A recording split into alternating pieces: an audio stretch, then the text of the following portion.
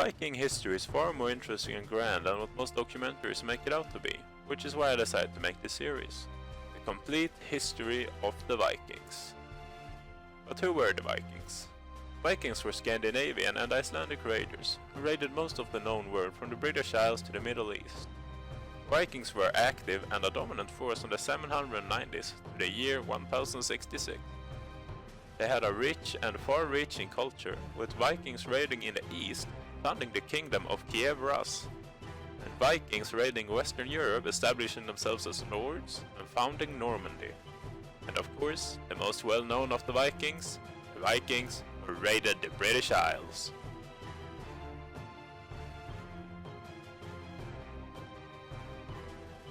But we are getting ahead of ourselves. Let's start from the beginning of the Viking Age. First encounter. Lindisfarne is often thought of as the first encounter between the Vikings and the Anglo-Saxons, but this isn't true. The first encounter was in fact when 3 Viking ships, carrying a group of Norse Vikings, got lost at sea and decided to beach at the Isle of Portland in Dorset. They were mistaken for a merchant fleet, so what do you do when 4 merchants land on your soil? You demand taxes, of course.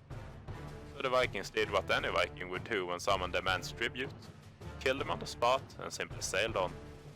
This was the first and the last time the Vikings would be seen as simple tax-paying merchants. The year of the Lindisfarne raid was already troubling for the Northumbrians and their neighbors. It is said that immense whirlwinds, flashes of lightning and fiery dragons were seen flying in the air.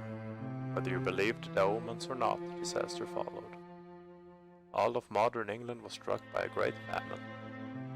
But the biggest disaster was yet to come. June 8, 793. The Vikings landed at Lindisfarne.